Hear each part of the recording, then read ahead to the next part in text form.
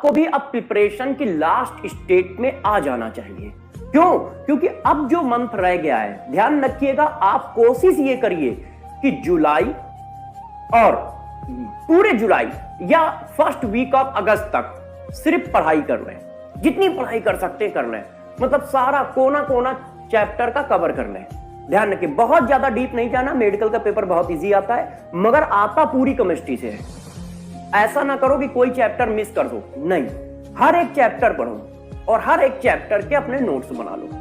मतलब पूरी जुलाई और अगस्त का फर्स्ट वीक आप जितना पढ़ सकते हो पढ़ो। इसके बाद पर डे या अल्टरनेट डेज में एक फुल सिलेबस टेस्ट दो। इसके बाद पर डे या अल्टरनेट डेज में एक फुल सिलेबस का टेस्ट दो, ठीक है। और जब 5 से 7 फुल सिलेबस टेस्ट हो जाएं, तो फिर उनकी एनालिसिस करो कि यार किस जगह पे हम वीक हैं। अब वो एनालिसिस कैसे होगी? देखिए, जब आप 5 टेस्ट दे लेते हो तो इसका मतलब मेरे प्यारे बच्चों, आपने केमिस्ट्री में 225 क्वेश्चन का कर लिया है। और 225 क्वेश्चन का मतलब होता है हर चैप्टर से कम 8-10 क्वेश्चन आ गए। अब आप उन 5 टेस्टों की एक लिस्ट बनाओ चैप्टरों की और देखो कितने कितने किस चैप्टर से क्वेश्चन आए 5 टेस्ट में। सपोज करो इलेक्ट्रोकेमिस्ट्री जैसे पढ़ा रहा हूं, इससे 16 क्वेश्चन आए।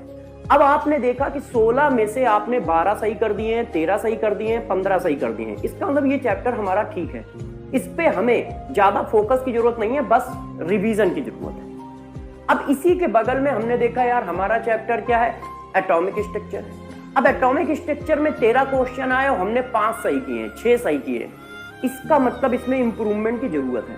अब वो 15 क्वेश्चन को एक बार देखो कि कौन से क्वेश्चन आपसे गलत हो रहा है, किस सब टॉपिक के। सपोज करो किसी बच्चे ने कहा कि नहीं यार हमसे बोर थ्योरी के क्वेश्चन नहीं हो रहे हैं। अब आप बोर थ्योरी को डिटेलेड पढ़िए और उसके 20-25 क्वेश्चन लगाइए और फिर अगले फुल सिलेबस दोगे 5, फिर इसी तरह से एनालिसिस करोगे।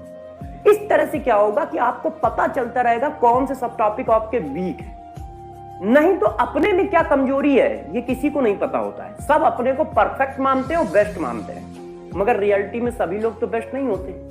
बहुत सारे ऐसे होंगे जिनका सिलेक्शन नहीं होगा, बहुत सारे होंगे जिनके 500 नंबर आएंगे, बहुत सारे ऐसे होंगे जिनके 700 नंबर आएंगे और 2-4-6 ऐसे होंगे जिनके 710 से ऊपर आएंगे। तो अपनी कमियों को कैसे पहचाना जाए, वो एनालिसिस ये है। क्या करना है एक बार रिवीजन बता देता हूं, मतलब रिपीट कर देता हूं। क्या करोगे, 5 फुल सिलेबस टेस्ट एक साथ दिए, अल्टरनेट डेज में दे लो या डेली दे लो, ठीक है। फिर उसमें मैंने केमिस्ट्री का हर चैप्टर एक पेपर लिया, हर चैप्टर केमिस्ट्री का लिखा, 5 टेस्टों में कितने क्वेश्चन आए इस चैप्टर से, कितने क्वेश्चन आए इस चैप्टर से, ये लिखा। फिर मैंने लिखा मैंने कितने सही किए और कितने गलत किए। यदि वो रेशियो 80% से ऊपर चल रहा है या 80% के आसपास चल रहा है, उस चैप्टर में जैसे पहले रिवीजन करते रहो वैसे ही रिवीजन करो। जितने ऐसे चैप्टर हैं जिनमें आपका मार्क्स 80% से नीचे आया है, 70% आया है, मतलब 15 क्वेश्चन में से 9 सही हैं, 7 सही हैं, 8 सही हैं, उन पे देखो कौन से सब टॉपिक से क्वेश्चन ज्यादा गलत हुए हैं, उनको अच्छे से पढ़ लो, उनके 10-12 क्वेश्चन लगा लो। मतलब सब टॉपिक को हम पढ़ेंगे। क्यों?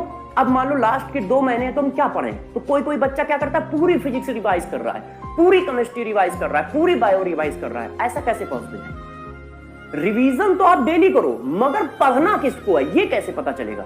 भाई नंबर 500 आ रहे हैं, इसका मतलब हम कमजोर तो कहीं ना कहीं है, मगर वो कमजोर कहां पे है कैसे पता चलेगा? ऐसे पता चलेगा। अब फिर 2-3 दिन तुमने सारे टॉपिक पढ़ लिए जिनमें भी 80% से कम का स्कोर था, वो सब टॉपिक सारे पढ़ लिए, केमिस्ट्री में, फिजिक्स में, बायो में, सब में वो सब टॉपिक पढ़ लिए और उनके कुछ क्वेश्चन लगा लिए। अब फिर लगातार 5 से 7 टेस्ट दो और फिर इसी तरह की टेबल बनाओ। ऐसा करते करते करते करते पेपर के दिन तक पहुंच जाओगे। और पेपर के एक दिन पहले आराम से मस्ती से सो, खाओ, घूमो फिरो, बस उल्टी सीधी चीजें ना खाना जिससे तबीयत खराब हो जाए, और आराम से सो के जाओ, पेपर दे के आओ, मस्त छाप के आओ 720 में से 710। ठीक है, तो हम लोग चैप्टर को शुरुआत करते हैं। ये मैंने कुछ बातें बताई हैं कि कैसे हमको पढ़ना चाहिए लास्ट के 1.5 महीने। तो आपके पास ये जो 20 दिन का टाइम है, इसमें तो तुम पूरा सिलेबस खत्म करो, फिजिक्स, केमिस्ट्री और बायोलॉजी का। उसके बाद हम पढ़ाई इस पैटर्न पे करेंगे। इससे हमें पता चलता रहेगा कौन से सब टॉपिक वीक है, और साथ साथ में स्कोर का भी आइडिया रहता होगा कि 5 टेस्ट का एवरेज क्या है। एवरेज लोगे, यदि मान लो इस टेस्ट में मेरे 690 आए तो इसका मतलब ये नहीं कि हम सेलेक्ट होंगे, क्यों, हो सकता है ये टेस्ट इजी हो।